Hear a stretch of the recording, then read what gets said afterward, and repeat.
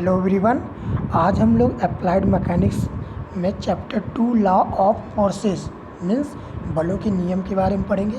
Means mainly हम लोग जो है फोर्स की एनालिसिस करेंगे। अंडरस्टैंड? फोर्स मीन्स बल। बल क्या है? बल वह बाह्य कारक है जिसके द्वारा किसी वस्तु के स्थिति में परिवर्तन किया जाता है या स्थिति में परिवर्तन करने का प्रयास करता है। ठीक है। अब इसको कुछ इसमें जो है कुछ इंग्लिश मीडियम वाले भी लड़के हैं तो उनके लिए भी मैं थोड़ा सा और भी चीज़ें एक्सप्लेन करना चाह रहा हूँ ताकि वो भी समझ सकें। ठीक है। तो मैंने क्या कहा जस्ट कि force is the cause by which the state of any object can be changed और ट्राइज टू चेंज। अंडरस्टैंड? ये आपका फोर्स है। अब क्या है? बल बाह्य अथवा आंतरिक दोनों हो सकता है। बाह्य बल को लोड भी कहते हैं। मीन्स फोर्स में भी एक्सटर्नल और internal and external force is also known as load. Understand? जैसे फॉर एग्जाम्पल बताना चाहूँगा कि यहाँ पे एक बॉडी में 3D में आपको बताना चाहूँगा।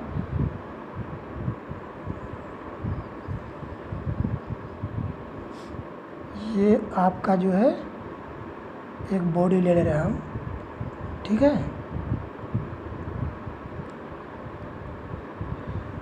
ये आपका बॉडी ले रहे हैं हम जो कि 3D है। ठीक है। अब क्या है, हम लोग जो है away from the space force apply कर रहे हैं। हम लोग अवे फ्रॉम द स्पेस कर रहे हैं, सॉरी सरफेस। ठीक है। एज ये कौन सा फोर्स है? Pulling force. ठीक है। यानी इसको हम बोलेंगे एज ए टेंसाइल फोर्स। ये आगे हम लोग पढ़ेंगे तनाव बल। ठीक है। तो हम लोग जब इस बॉडी पे फोर्स अप्लाई करते हैं, ठीक है, तनाव बल अप्लाई करते हैं, तो वहाँ पे क्या होता है कि इस बॉडी में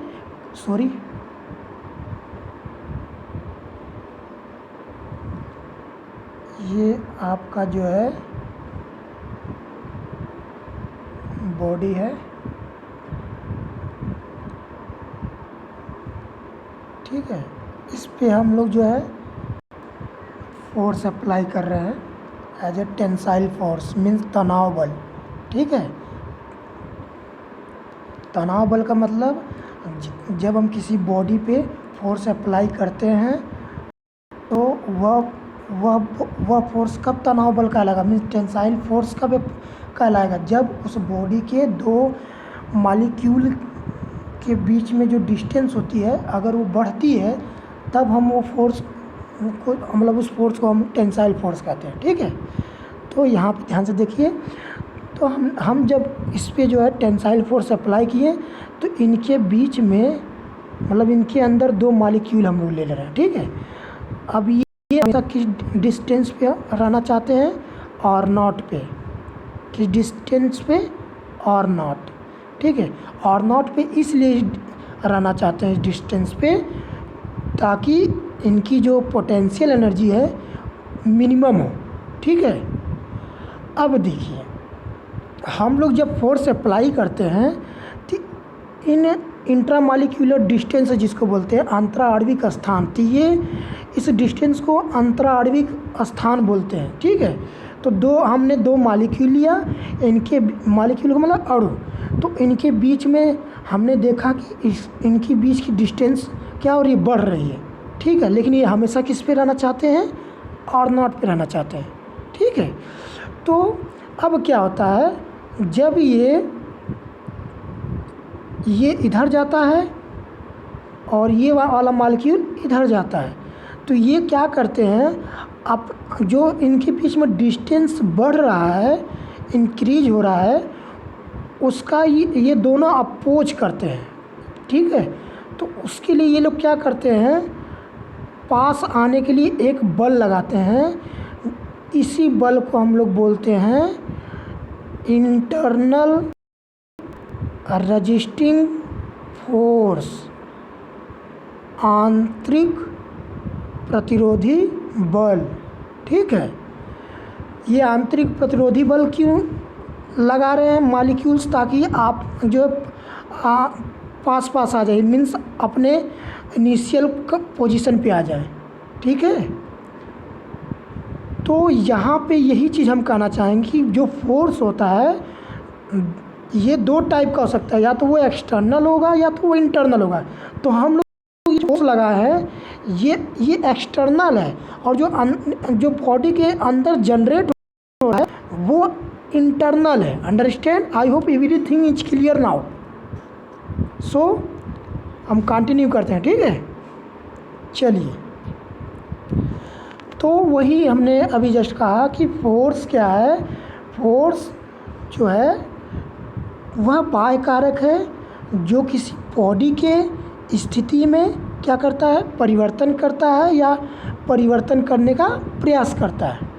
ठीक है, तो हमने वही बताया हुआ था कि force is the cause by which the state of any object can be changed और ट्राइज टू चेंज।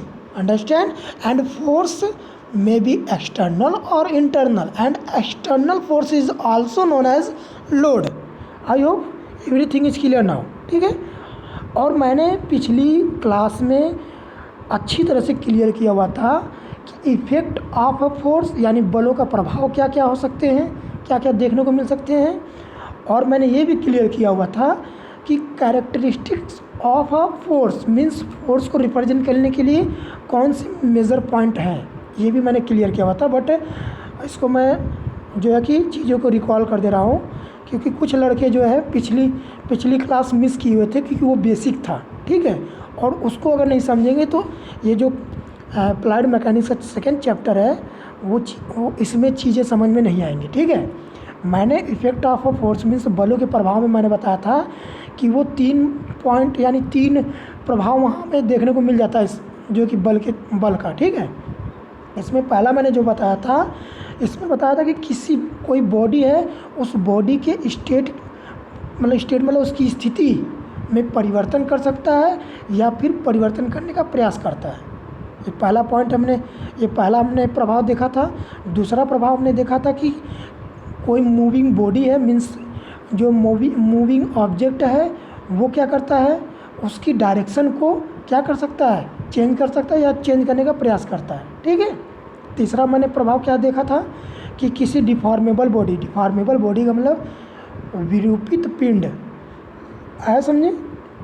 यानी जो है कि हम लोग जो फोर्स अप्लाई करते हैं तो वो क्या उसके शेप एंड साइज में परिवर्तन आ जाता है, बट जैसे ही फोर्स जो कि रिमूव करते हैं तो फिर जो है अपने इनिशियल जो ओरिजिनल शेप एंड साइज में आ जाता है। वैसे जो है अप्लाइड मैकेनिक्स में हम लोग डिफॉर्मेबल बॉडी पे ही स्टडी करते हैं, बिकॉज रिजिड बॉडी जो है अवेलेबल नहीं है। आइडली देखा जाए तो हमारे पास डिफॉर्मेबल बॉडी, हम लोग डिफॉर्मेबल बॉडी पे ही स्टडी करेंगे। तो थर्ड इफेक्ट हमें क्या देखने को मिलता है फोर्स का, वो क्या कर सकता है, डिफॉर्मेबल बॉडी के शेप एंड साइज को क्या कर सकता है, चेंज कर सकता है या चेंज करने का प्रयास करता है। ठीक है, तो वहाँ पे अब जो कि इसमें इंग्लिश मीडियम वाले हैं तो उनको थोड़ा सा मैं बताना चाहूँगा। पहला मुझे जो है फोर्स का इफेक्ट क्या देखने को मिलेगा, first is can change state of any object और ट्राइज टू चेंज। ठीक है, यानी ऑब्जेक्ट की स्टेट को चेंज कर सकता है या चेंज करने का प्रयास कर सकता है। दूसरा effect can change direction of a moving object और tries to change. Understand? And third point मैंने क्या बताया था, can change shape and size of a deformable body और ट्राइज टू चेंज। अंडरस्टैंड? तो there are effect of a force. Understand? चलिए, अब मैंने क्या बताया था, इसमें और भी एक चीज़ मैंने बताया था, कैरेक्टरिस्टिक्स ऑफ अ फोर्स, यानी फोर्स को रिप्रेजेंट करने के लिए there are 4 types of major point. Understand? In which one is magnitude of force. Magnitude of force का मतलब परिमाण होना चाहिए। क्या होना चाहिए? परिमाण। ठीक है,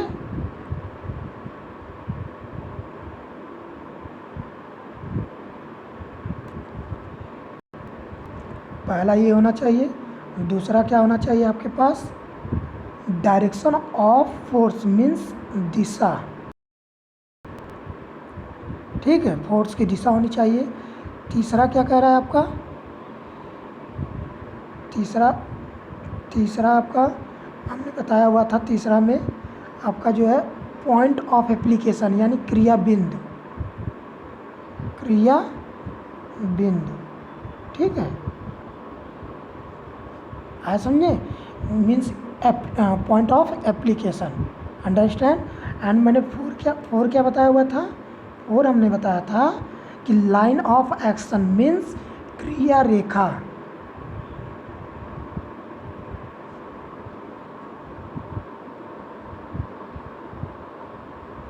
ठीक है। तो ये मेजर 4 पॉइंट हैं जो है कि फोर्स को रिप्रेजेंट करने के लिए ये 4 पॉइंट होने चाहिए, ठीक है। और मैंने विद फिगर मैंने जो है डायग्राम के साथ मैंने एक्सप्लेन किया था इन चारों फोर्स को कैसे। जैसे मान लीजिए आपका ये सपोज दैट ये आपका कोई आपकी गाड़ी है, ठीक है, आया समझे। अब क्या है कि हम जो है इस पे पीछे से इसको एज ए पुश कर रहे हैं, पुश का मतलब धक्का दे रहे हैं, ठीक है। मान लीजिए हम जो है 10 किलो न्यूटन फोर्स लगाए, ठीक है। तो अब देखिए मैंने इस जो है कि इस गाड़ी पे पीछे की तरफ से पुश किया यानी एक फोर्स लगाया। तो अब ध्यान से देखिएगा ये 4 पॉइंट कहाँ कैसे ये हो रहे हैं, ठीक है। अब देखिए पहला पॉइंट हमने क्या कहा, मैग्नीट्यूड। तो ये जो 10 किलो न्यूटन है यही क्या आपका है, मैग्नीट्यूड है, ठीक है। और ये मैंने दूसरा बताया था डायरेक्शन, फोर्स का डायरेक्शन। अब सपोज दैट इसको उत्तर, इसको दक्षिण, इसको पूरब, इसको पश्चिम, ठीक है। तो यहाँ पे आपका ये जो डायरेक्शन है ध्यान से देखिएगा, यहाँ पे डायरेक्शन क्या दिखा रहा है, यानी ये आपका पूरब दिखा रहा है, यानी कि डायरेक्शन क्या हो जाएगा आपका पूरब हो जाएगा, ठीक है। आया समझ में। आई hope everything is clear now, ठीक है। चलिए तो ये आपका दूसरा पॉइंट हो गया डायरेक्शन। और तीसरा पॉइंट ऑफ एप्लीकेशन यानी फोर्स किस बिंदु पे काम कर रहा है, इस बिंदु पे, यानी इसको मान लीजिए ए, तो यानी पॉइंट ए है, point A is the application of force, understand. यानी ए पॉइंट ऑफ एप्लीकेशन यानी फोर्स का क्या, यानी कि फोर्स को दिखाने के लिए कि यानी किस पॉइंट पे काम कर रहा है, तो उसको बोलेंगे पॉइंट ऑफ एप्लीकेशन, ठीक है। अब तीसरा पॉइंट क्या मैंने बताया था, लाइन ऑफ एक्शन, ठीक है। अब ये जो फोर्स इस डायरेक्शन में लग रहा है ना, इसको क्या कर दीजिए, आगे बढ़ा दीजिए, ठीक है। इसकी क्रिया रेखा जो है मतलब इसको थोड़ा से आगे बढ़ा दीजिए, ठीक है। तो इसी को हम बोलेंगे, क्योंकि इसी डायरेक्शन में जो फोर्स काम कर रहा था, इसी जो है लाइन को बोलेंगे लाइन ऑफ एक्शन, मीन्स क्रिया रेखा, ठीक है, लाइन ऑफ एक्शन, ठीक है, लाइन ऑफ एक्शन हो जाएगा, ठीक है। आई hope everything is clear now. तो ये 4 पॉइंट मेजर पॉइंट है, ठीक है। चलिए फोर्स की एनालिसिस हो गई है अब, और आप अच्छी तरह जान रहे हैं कि यहाँ मैग्नीट्यूड और डायरेक्शन दोनों की ज़रूरत हो रही है, यानी force as a vector quantity, understand. यानी मैग्नीट्यूड के साथ साथ डायरेक्शन भी होना चाहिए, ठीक है, फोर्स को शो करने के लिए। चलिए अभी तक तो मैंने फोर्स की एनालिसिस किया, अब थोड़ा सा देख लेते हैं टाइप्स ऑफ फोर्स, अंडरस्टैंड। चलिए टाइप्स ऑफ फोर्स में देखिए ध्यान से, देखिए सबसे पहली बात हमने पहले भी बताया हुआ था, क्लासिफिकेशन किसी के बेस पर होता है, ठीक है। तो यहाँ पे क्लासिफिकेशन जो किया गया है वो किया गया है तीव्रता के आधार पर, यानी इंटेंसिटी के आधार पर, ठीक है। अब देखिए on the basis of intensity, understand. तो इसमें क्या है, पहला जो आपका आ जाता है, ध्यान से देखिएगा, पहला है बिंदु बल या संकेंद्रित बल, ठीक है, मीन्स पॉइंट फोर्स और कंसंट्रेटेड फोर्स, ठीक है। और दूसरा क्या है, दूसरा आपका है एक समान वितरित बल। एक समान वितरित बल में इसको अगर इंग्लिश में कहेंगे तो यूनिफॉर्मली डिस्ट्रीब्यूटेड लोड, ठीक है, यूनिफॉर्मली डिस्ट्रीब्यूटेड लोड, एज यहाँ लोड नहीं, एज ए बल। देखिए एक्चुअली में है क्या कि लोड को ही एज ए बल, एज ए एक्सटर्नल मतलब लोड, चाहे कहिए, चाहे आप उसको कह सकते हैं, यू कैन से एक्सटर्नल फोर्स, अभी जस्ट मैंने बताया हुआ, ठीक है। चलिए, तो एक समान वितरित बल, ठीक है, यानी इसको हम लोग बोलेंगे पॉइंट फोर्स, ठीक है। और बी क्या है, एक समान वितरित बल यानी यूनिफॉर्मली डिस्ट्रीब्यूटेड लोड, इसको हम लोग शॉर्टकट में हम बोलेंगे यू डी एल, ठीक है समझ में। चलिए, तीसरा क्या है, तीसरा है एक समान बदलता हुआ बल, means uniformly varying load, means इसको हम बोलेंगे यहाँ पे शॉर्टकट में जो बोलेंगे कि यू वी एल, अंडरस्टैंड। अब किसके बेसिस पर देखा जाए, क्लासिफिकेशन किया जाए इसका फोर्स का, तो वो है प्रकृति के आधार पर, means on the basis of nature, understand, in which there are 3 types of force on the basis of nature, understand. First क्या है, फर्स्ट आपका तनाव बल, ठीक है, जिसको हम लोग टेंसाइल फोर्स बोलते हैं, ठीक है। और दूसरा आपका क्या है, संपीड़न बल। संपीड़न बल का मतलब इसको हम लोग बोलेंगे कंप्रेसिव फोर्स, ठीक है। कंप्रेसिव फोर्स में क्या है, कंप्रेसिव फोर्स में आपका, चलिए अभी तो मैं इसको स्टेप बाय स्टेप आगे चीज़ें समझाते चलूँगा। अब तीसरा क्या है, कर्तन बल। कर्तन बल का मतलब है, उसको हम बोलेंगे शियर फोर्स, क्या बोलेंगे, शियर फोर्स, ठीक है। चलिए, अब हम लोग जो स्टेप बाय स्टेप चीज़ों को देखते चलें, ठीक है। अब यहाँ पे देखिए, ये पहला हम लोग कौन सा एनालिसिस करेंगे, किसका, पॉइंट फोर्स का, ठीक है। पॉइंट फोर्स में किसका करेंगे, उसको देख लिया जाए। देखिए, इसमें कहा है ऐसा बल जिसका force application area total area की तुलना में नगण्य होता है। मतलब हम उसको दूसरे वर्ड में तो यहाँ पे दिया है कि ऐसा बल जिसे एक बिंदु पर कार्य करता हुआ माना जाता है। अब एक चीज़ और भी है यहाँ पे, और ये ध्यान देने योग्य है कि आपको जो है, इसको देख लिया जाए, पहले हम लोग यहाँ पे एक वर्ड देख लिया जाए, force application area. Force application area, ये जानना ज़रूरी है, क्योंकि इसी के बेसिस पे जो है हम लोग जो है क्या करेंगे, चीज़ों को समझेंगे, ठीक है। अब ध्यान समझिए, देखिए, जैसे मान लीजिए हम छत पर हैं, और जैसे मान लीजिए किसी बॉडी पे अगर हमें फोर्स लगाना है, ठीक है, तो फोर्स लगाने के लिए कोई ना कोई मीडियम होना चाहिए, ठीक है। बिना मीडियम के हम किसी बॉडी पे फोर्स नहीं अप्लाई कर सकते हैं, ठीक है।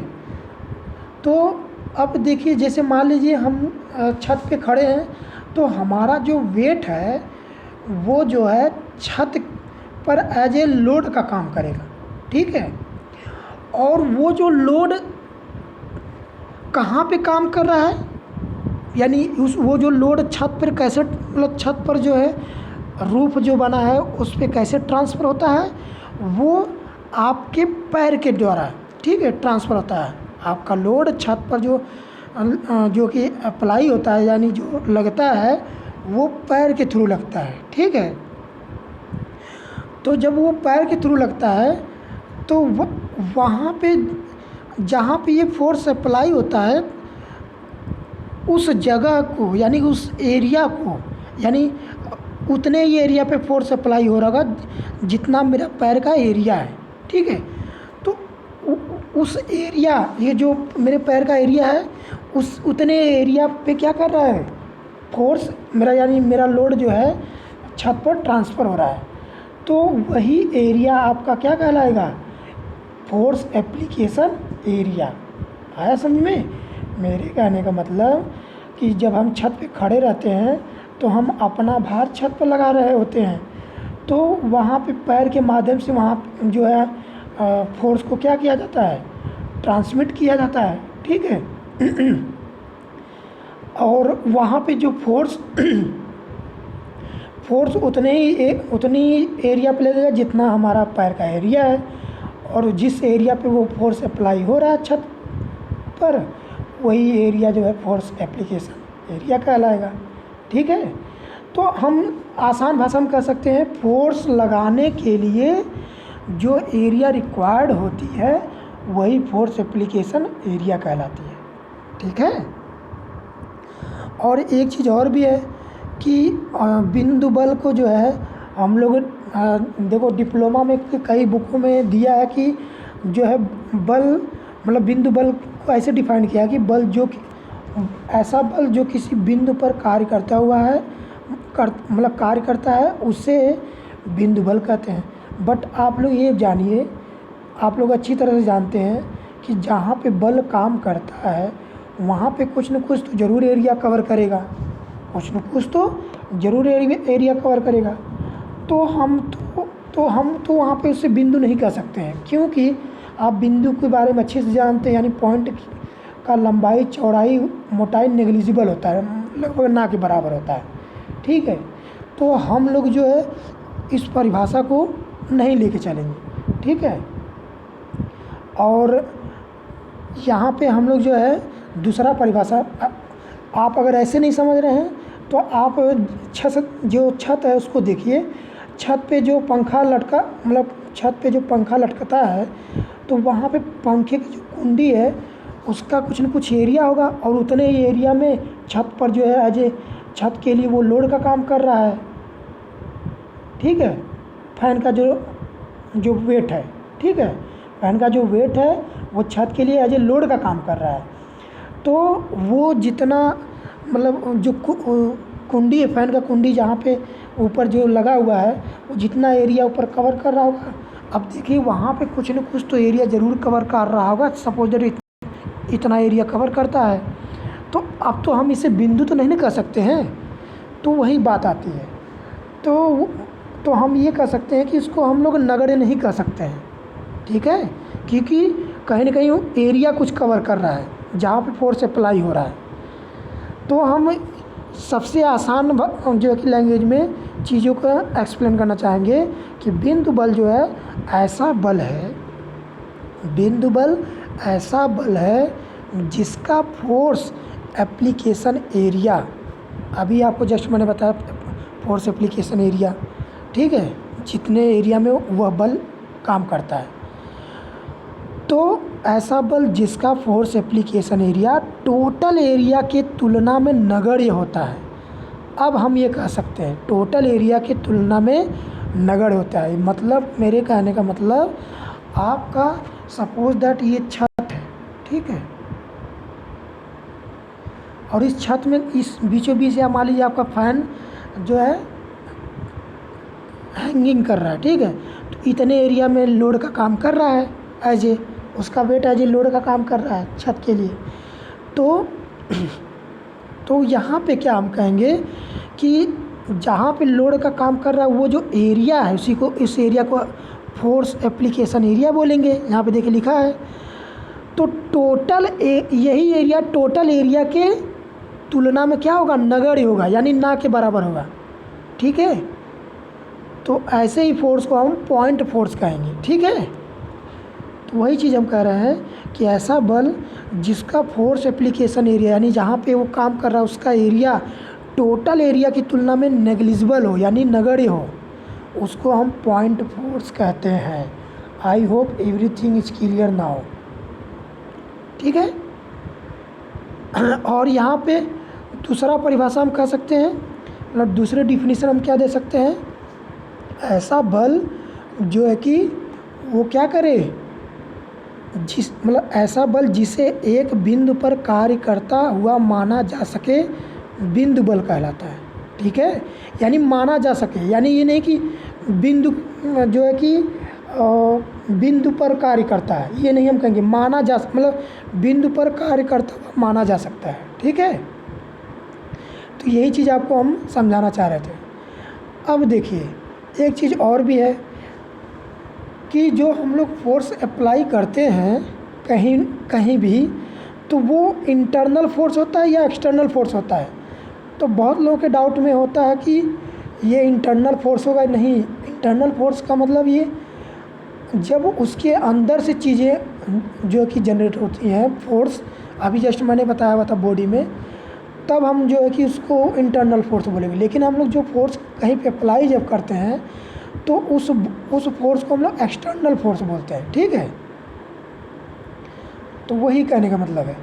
तो हम अब यहाँ पे कुछ इंग्लिश मीडियम वाले भी लड़के हैं तो मैं उसको भी डिफाइन करना चाहूँगा कि जैसे देखिए point force, that force whose force application area is negligible then total area is called as point force. Understand, I hope everything is clear now. या फिर or you can say in other word that force which can be assumed acting at a point is called point force or concentrated force. Understand? अब देखिए यहाँ पे ये आपका beam बना हुआ है। ठीक है, हम लोग एज ए इंजीनियरिंग में जो है कि एक्सटर्नल फोर्स को एज ए हम लोड बोलते हैं। ठीक है, चलिए ये देखिए, थोड़ा फिगर को हम लोग अच्छे से समझ जाए। ये फिगर को ध्यान से देखिए, ये जो बना है ना, ये जो बना है इसको हम बीम कहते हैं। ठीक है, एक्चुअली हम 3D में इसको दिखाना चाहेंगे। देखिए जैसे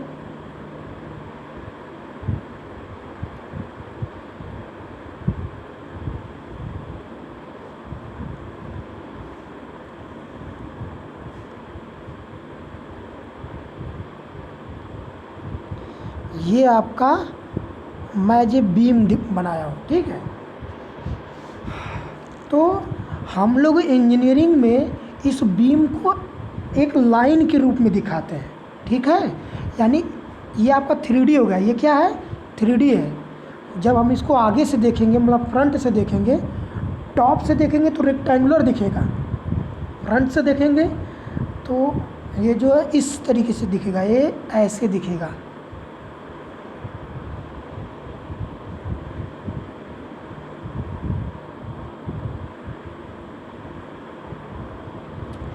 ठीक है, ये इस तरीके से कुछ दिखेगा, तो इसी को हम लोग एज ए लाइन मान लेते हैं। ठीक है, तो ये आपका बीम है।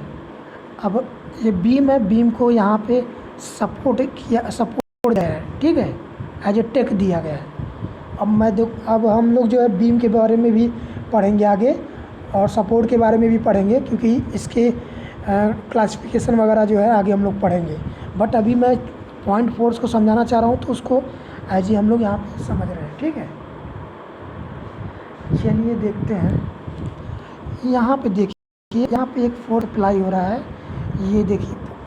तो यहाँ बीम पर एक पॉइंट के रूप में कार्य करता हुआ देखिए यहाँ पे माना जाएगा। ठीक है, तो इसी जो फोर्स ये लग रहा है, इसी फोर्स को हम बोलेंगे पॉइंट फोर्स, और इसकी यूनिट यहाँ पे क्या हो जाएगी, किलो न्यूटन। ठीक है, आया समझिए? तो हम किलो न्यूटन से दिखाएंगे। ठीक है, अब ये जो तीर है, एक्चुअली ये भी होता है कि ये जो तीर का ये जो तीर बना हुआ है, इसकी लंबाई जो है मैग्नीट्यूड को दिखाती है।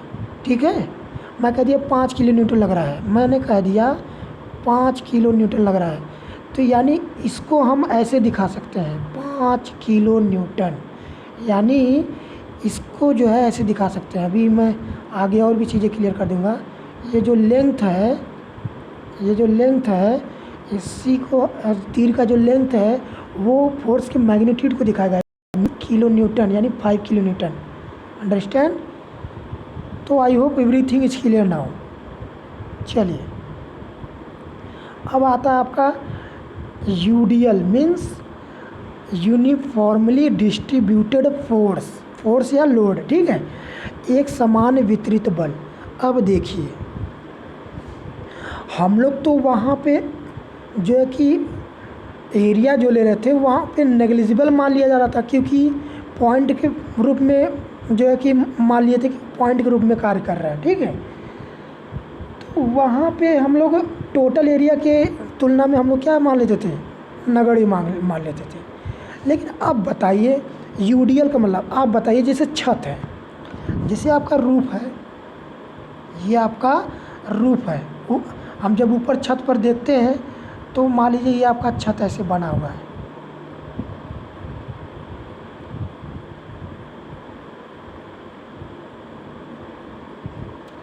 तो बीच में देखिए इस तरीके से बना रहता है। ठीक है, तो यही जो है आपका बीम है, इसी को हम बीम कहते हैं। ठीक है, तो इस बीम पर छत द्वारा, यानी कि इस बीम पर छत द्वारा देखते हैं जो लोड लगता है वो यूनिफॉर्मली डिस्ट्रीब्यूटेड लगता है, मतलब एक समान वितरित बल लगता है। ठीक है, तो अब देखिए इस बीम का एरिया, यानी इस पूरे बीम पे एक समान लग रहा है बल छत द्वारा। तो अब ये जो एरिया है टोटल एरिया के तुलना में क्या इसको हम नगण्य मान सकते हैं, नेग्लिजिबल मान सकते हैं, ना के बराबर? नहीं, हम लोग नहीं मान सकते हैं। ठीक है, और यही तो आपका फोर्स एप्लीकेशन एरिया है, क्योंकि इस पूरे बीम में एक समान बल लग रहा है, तो इसका एरिया ही फोर्स एप्लीकेशन एरिया हो जाएगा। अंडरस्टैंड?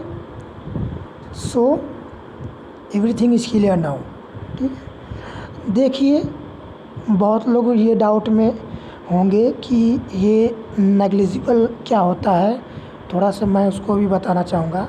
जैसे मान लीजिए आप शॉप पे जाते हैं तो 100 रुपये जो है कि मान लीजिए आपका सामान जो है, अगर आपका सामान 101 रुपया हुआ है तो आप जो है आपके पास 1 रुपया नहीं रहता है, और मतलब दुकानदार को देने के लिए आपने सामान लिया 101 रुपये का और आपके पास 1 रुपया नहीं है चेंज, मतलब 1 रुपया है ही नहीं है, मतलब आपके पास 100 रुपये है, तो आप 100 रुपया देंगे, और 1 रुपया अगर नहीं भी देंगे तो वहाँ पे वो जो है एक्सेप्ट कर लेगा। तो वही जो है 1 रुपया जो होता है वो 100 रुपये की तुलना में नगण्य माना जाता है वहाँ पे, यानी ना के बराबर माना जाता है।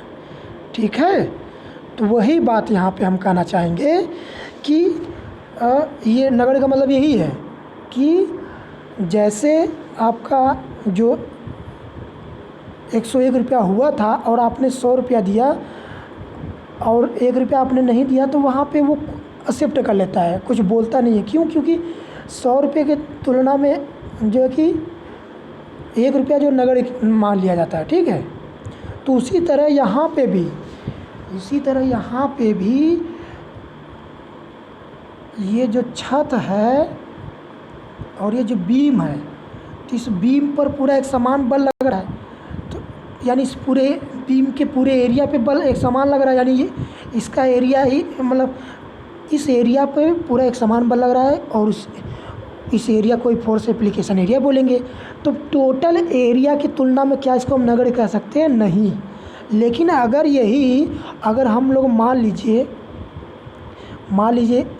अगर केवल एक, मान लीजिए इसी बीम पे जो है केवल बीच में एक जगह फोर्स लग रहा है इस तरीके से, ठीक है।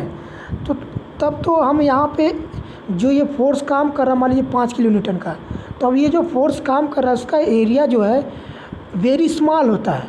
तो हम कह सकते हैं कि टोटल इस बीम के टोटल एरिया की तुलना में ये जो फोर्स एप्लीकेशन एरिया है वो नगण्य होता है, ठीक है।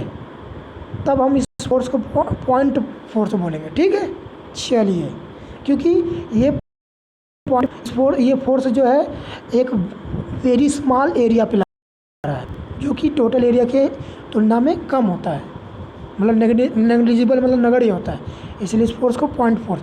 बट यही जो है छत पे मैंने अभी जस्ट बताया कि छत पे जो बीम लगी रहती है उस पे छत के द्वारा जो एक समान बल लगता है, तो उस बीम का जो एरिया, उस पूरे एरिया पे एक समान बल लगता है, तो उस एरिया को ही फोर्स एप्लीकेशन एरिया बोलते हैं।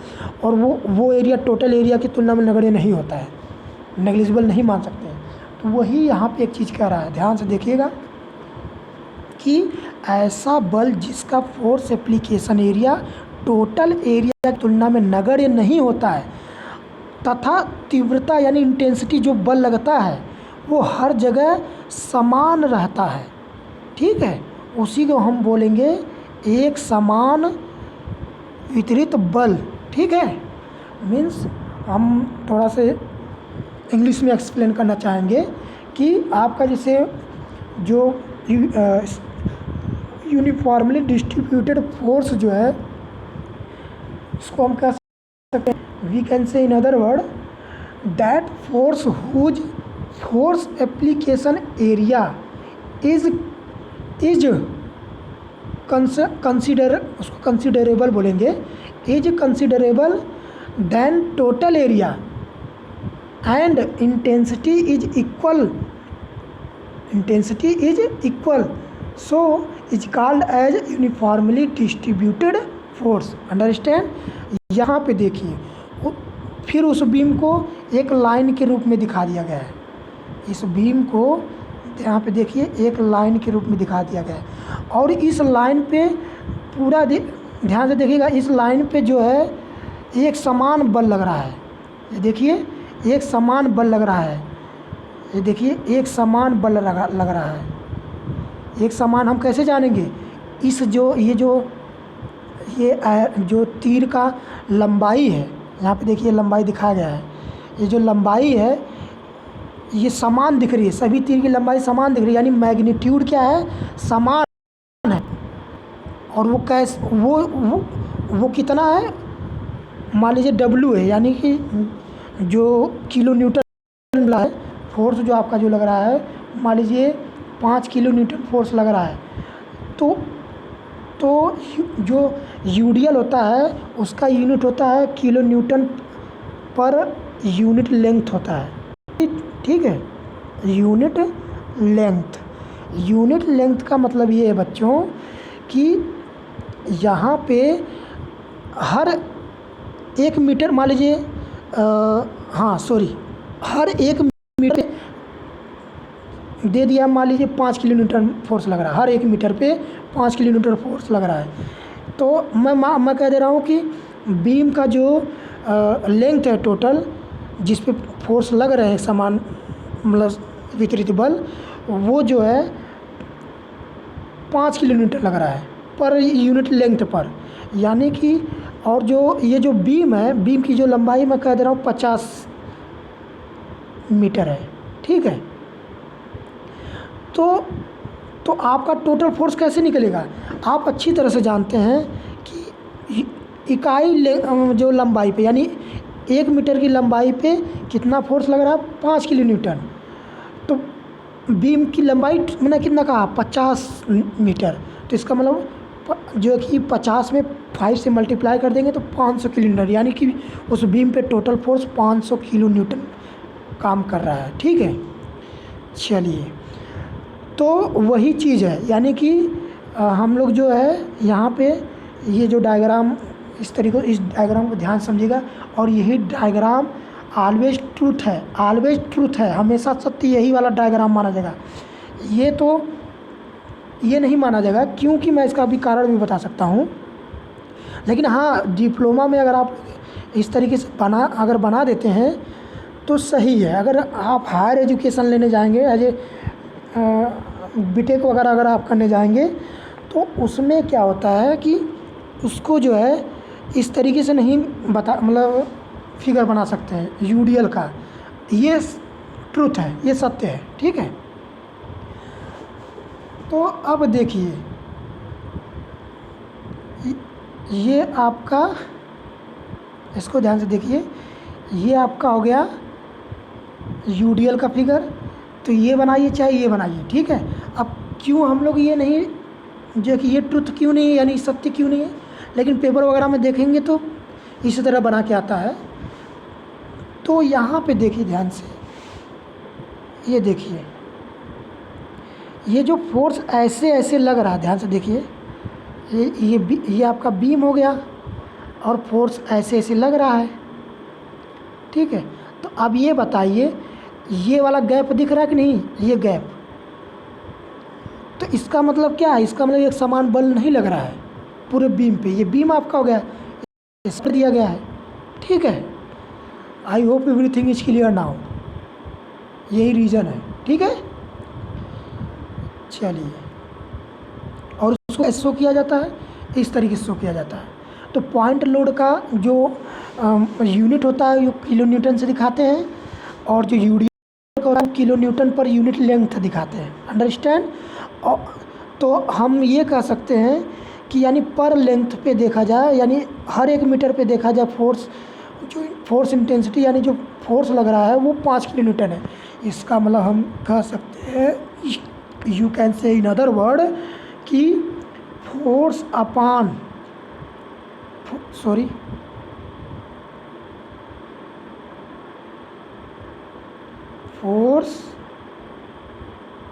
पर लेंथ, यूनिट लेंथ, ये हमेशा क्या होगा, कांस्टेंट होगा, क्योंकि हर यूनिट लेंथ पर आपका फोर्स का मान सेम होगा। इसलिए हम बोलेंगे फोर्स पर यूनिट लेंथ जो होगा हमेशा कांस्टेंट होगा। किसमें, यूडीएल में, यूनिफॉर्मली डिस्ट्रीब्यूटेड लोड, एक समान वितरित बल, अंडरस्टैंड।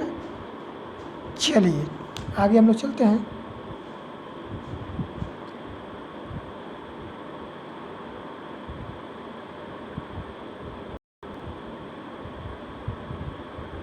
ये आपका क्या है, एक समान बदलता हुआ बल। अब इसमें देखिए, आपको मैं फिगर बाई फिगर समझा दे रहा हूँ। मान लीजिए आपका ये बीम है, ये आपका क्या बना है, बीम, और उसको सपोर्ट किया गया है, ठीक है। अब इस पर जो बल लग रहा है वो एक समान बदलता हुआ बल लग रहा है, ठीक है। मतलब मेरे कहने का मतलब, थोड़ा से मैं ऐसे समझाना चाहूँगा। पहले देखिए, पहले इतना छोटा, फिर इतना छोटा बल, हाँ, मतलब छोटा का मतलब फिर बढ़ता, फिर जो है कि फोर्स का मान बढ़ रहा है, फिर बढ़ गया, फिर बढ़ा, ये बढ़ते चला जा रहा है, ठीक है। तो ये आपका फोर्स लग रहा है, ठीक है। ये थोड़ा से आपको मान लीजिए, ये यहीं तक आपका बीम है, ठीक है। चलिए, ये आपका बीम है। तो पहले जो है कि कम बल लगा, फिर उससे अधिक, फिर उससे अधिक, फिर उससे अधिक, यानी बढ़ता चला गया, यानी फोर्स। ये कैसे हम जाना है, क्योंकि आपको अभी बताया है कि जो तीर की लंबाई है वो फोर्स के मैग्नीट्यूड को शो कर रहा है। तो इसलिए देखिए एक समान बढ़ता जा रहा है, देखिए बढ़ता जा रहा है।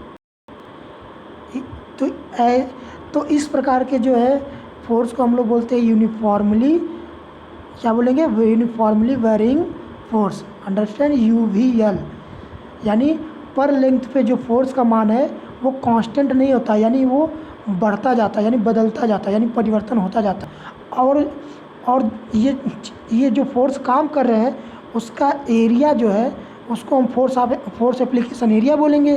तो हम कहेंगे कि यहाँ पे देखिए, तब हम कहेंगे कि ऐसा बल, ध्यान देखिए, ऐसा बल जिसका force application area total area की तुलना में नगण्य नहीं होता है, क्योंकि बीम के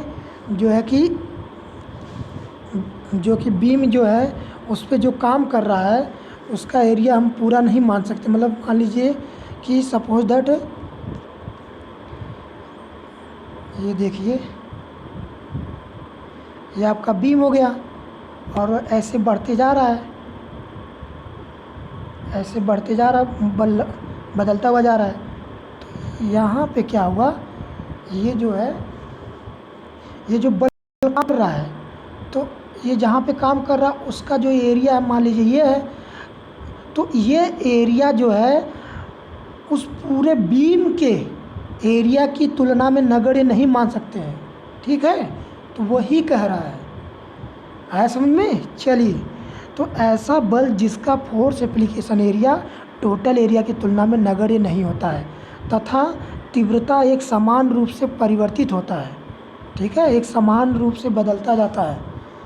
ठीक है, तो उसे हम बोलेंगे एक समान बदलता हुआ बल। Are you can say in other word, आपका मैंने ये अभी तो एज ए हिंदी में एक्सप्लेन किया हुआ है, मैं इंग्लिश में एक्सप्लेन करना चाहूँगा कि that force whose force application area is considerable then total area and intensity is uniformly variable is called as uniformly varying force. Understand? So I hope everything is clear now. ठीक है, तो हम यही कह सकते हैं कि जो है ऐसा बल जिसका force application area total area की तुलना में नगण्य नहीं होता है। ठीक है, चलिए, आज हम लोग मतलब on the basis of intensity के पॉइंट ऑफ व्यू से जो है टाइप्स फिनिश हो गए हैं, क्योंकि आप यहाँ देख सकते हैं कि हमने जो है ये चीज़ और ये चीज़,